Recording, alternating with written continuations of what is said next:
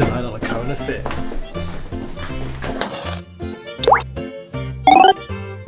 What are we doing today, Ivan? Well, we bought Jono a bike so then he can get some funds for our videos because we need him to do some Uber eating. Look at him. What else is he useful for? What's his cost benefit? This is a 2009 Honda CB400 NC42. Oh really? I thought it was a Honda Civic. Oh. I got this off Facebook Marketplace and found the cheapest one.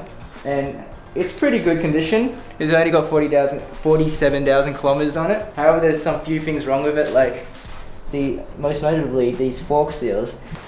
If I pump it up a bit, you can see a lot of oil just came out. A lot of fork oil just came out. See all that? Ooh. Yuck. Yuck. So today we're going to be changing those fork seals and we're going to show you how to do it on basically any Honda bike or any bike. Alright, let's go. So first step we're going to do is jack up the back. Jonah, I'm going to need you to get on the bike again and hold it straight. Oh, what if you don't have a friend? Then get your dog. You've got to make sure, well, for this bike we have the L bracket style jack. So you're just going to make sure the L bracket is on the swing arm properly on both sides. And then, Jonah, stand up. And then, Jonah, you get off, like get your weight off it. Okay, alright. Push down and then that's it. Oh, nice. Just like I said. And now, just keep the handle straight for me. And then we got to jack up the front with the front stand. So the front stand's different because it has a different attachment. It has these 2-prong attachment like that. So you got to put that under the fork, like so. And then, push up. Oh. That's it. And now we're gonna. So as I said before, we're placing the seals. To do that, we actually have to take the whole fork out, and it's relatively simple. It's just tedious, and you got to change the oil along with it. So we've got jack stands here to go under the frame, and when we lower this, so that we can actually take the forks out, and the forks is not holding up the bike. It's very different from a car, huh? Yeah. Yeah. Yeah. Yeah. Yeah. Yeah. Yeah. So first, we're gonna take the wheel off. As you can see here, the lone monkey works on his motorbike. What is it called? What's a German sign? At the age of 5, he has been abandoned by his mother.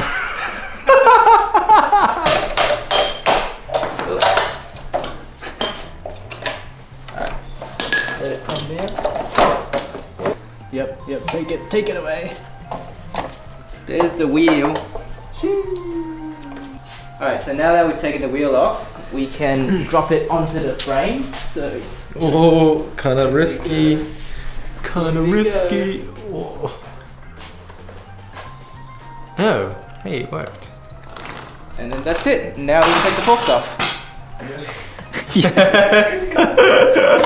Darn journey. Can you get me some zip ties, Jono, from inside my shed? Alright. I found them. Did you now? Found them. Whoa. Whoa, look at this zip tie.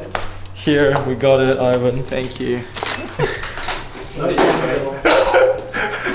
Kiss mics. So we've just removed the wheel, removed the fender.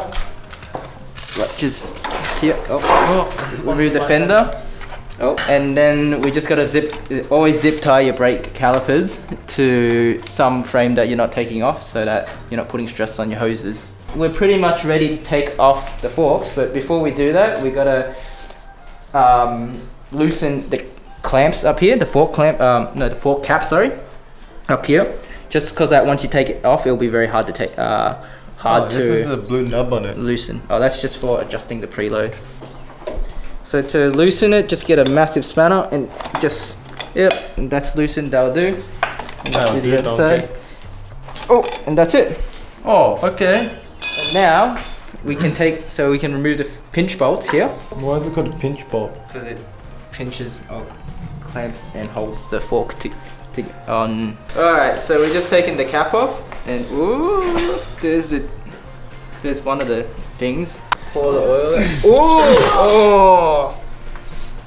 So that's why you have a colander, because there's things that can come out. It's like a spring. I think colander's going to help you with spring. Oh, that smells really bad. Alright, that's enough. No, I don't care. So now, you can use this colander to see there's that little washer. So next we gotta take these fork protectors off, and according to the service manual, we just gotta pry it off a bit. Ooh, no. Okay, so we've got to remove this little screw in here with a hex key, and now I don't have enough strength to do that. Good thing I've been doing it. Is it opening? That's just, it's open. Oh, did you break your screwdriver? No. Oh.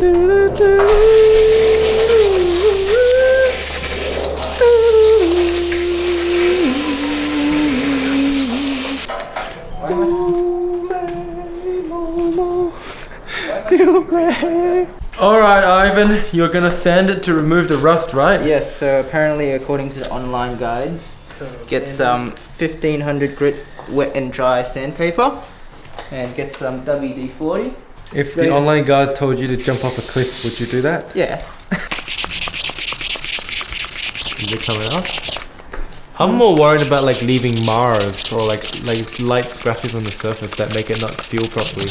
Well, it is 1500 grit, so like it's very, very fine. So this is like after sanding for a little bit, and this is the old one. You can see like it's much more cleaner, except for the pitting, but we can't really do anything. Like the other option is to get new ones, which can cost you like almost about 500 bucks, or get it re-chrome, which is probably almost about the same price too, like around $300, $400 to re-chrome it and get it straightened. So this is just a budget option, and like these forks aren't that bad. Like I've seen worse where like there's massive pitting and massive rust spots, but generally speaking, this is still okay. So okay. So look at that, that's much better. So we can see these pitting here. So these very microscopic holes. Can you see that? Yeah, yeah. So according to the online guides, we're only going to fill up to here because up here doesn't really matter because the seal's not going up here. This is where the lower triple sits. Yep. And so the seal can't ever physically get past that. So we're going to only fill these holes, and we're not going to really worry about How are you going to fill those holes though? So according to the onlines again, we can just use some 5-minute epoxy and sand it. Seriously? So as you can see, we've got some pits here. So according to online, we can just use some epoxy and just put a very, very thin layer of epoxy on it. Let it dry, fully cure, and then give it a little bit of sanding, and then should be fully smooth. Okay. So Epoxy. We're just gonna use some wax and grease. What happens if after the epoxy you can't get it nice and smooth though? Then we're screwed. Oh, okay, that's too much. Alright, I think. So now, what I'll do is just get a piece of this. This is looking like a very bad idea right now. Zap a gap, Jono. I'll make this flat, a little bit flatter, just so it's easier to sand, I guess. Uh-huh. Cool. I guess we have to wait at least 5 minutes, Andrew. It'll take a lot more than 5 minutes to harden though, that's the thing. Well, let's just go do something else. Alright. 5 minutes later. Now I'm gonna just try and sand it down. Well, as long as it's filled the hole, the pits. Wait. Yeah, it's still not. Oh, it is smoother, yeah. So let's try some 1200 grit. Maybe it doesn't cure hard enough.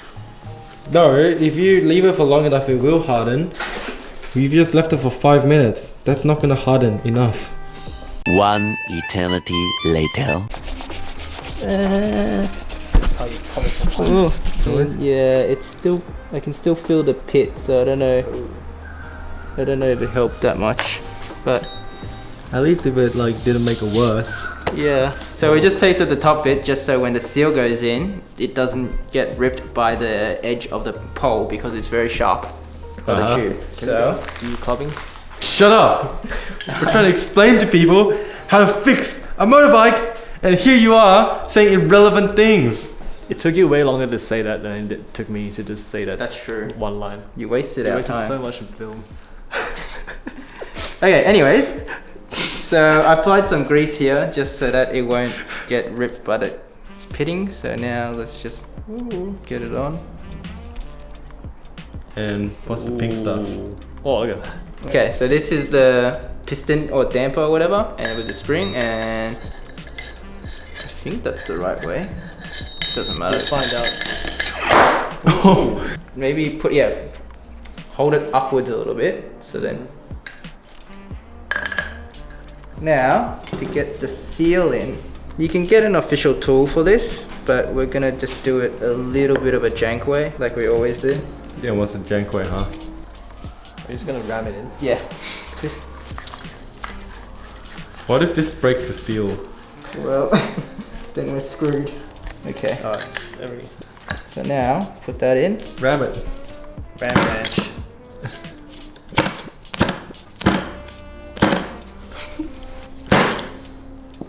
No. Gee. Oh, no. Okay, it's alright. Wait, there's another way we can do this. Okay. So we'll just rip this off. Alright. So we're gonna put this in. Yep. And Jono, could you come and help me hold this, please? Yeah, I could. Okay. But should I? Whoa. Did it work? Yeah. Just driving in. Oh did I? Oh I damaged it. What do you mean? Did it go through? Yeah, I think it went through. Did you damage the seal? Yeah. It's broken here. You can hardly see it. There's a It's come tiny out hole. anyways. Yep. It's And your old seal is screwed too. yeah. Oh well. What have we got here, Ivan? Well, we've got this Bunnings pipe What happened? Why did we have to go to Bunnings? because our attempts of driving in the seal was a failure. So we're gonna try and use this PVC pipe and hopefully drive that in. Is that but big? Is we it, might like, need too to big? shave it. Okay. See that? It Alright, doesn't yeah, go we gotta in right. shave it.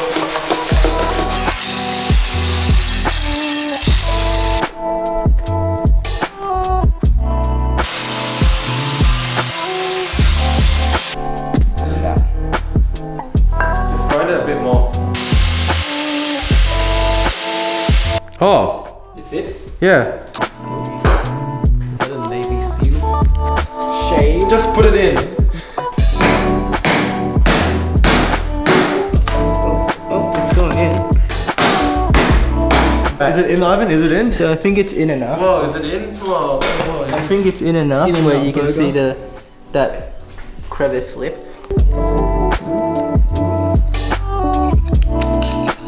No. Did it go? Is it It in? sounded like a resounding snap. No, okay, it's not in enough. Look, it's in. Oh, sheesh. Alright. Okay, so we've got our stopper ring in, Ooh. and we've got our oil seal in. Yes. That's all in. So now we got our dust seal that goes on top like that, like so, Oh. and then that just slides on like that. And that's it. That's the dust seal in. And now we got to put the rest of the internals back in. So, according More cooking with Ivan. according to the service manual, we need to put in 460 centimeters squared, cubed. Sorry. How much is that in liters? 0.46 liters. It is 460 mils. Is it actually? Yeah. How do you know? 1 liter is 1,000 cubic centimeters. Okay. Why didn't I just use milliliters? Because the Japanese. How many cups is? Oh, Dude, that's way over. FR. FRS. Put that in. Ooh. Ooh. Spring seat. That goes in there. Like so. Now our spring collar. And that goes in there like. Ooh.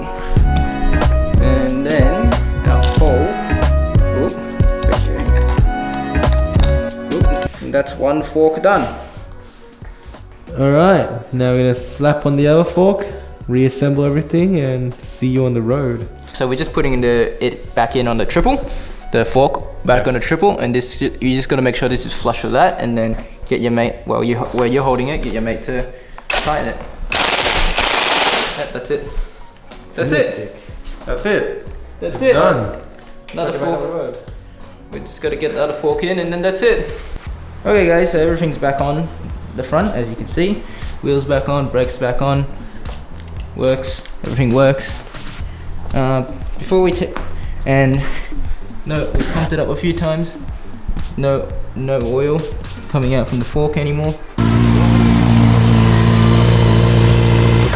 Alright, so you just went for a ride. How does it feel? How does the fork feel? It was good. Look, no more oil coming out. Feel it. Any oil? Nah, looks clean. Well, that's it. That's good. Alright, well, what are we doing next time, Ivan? Going to the track.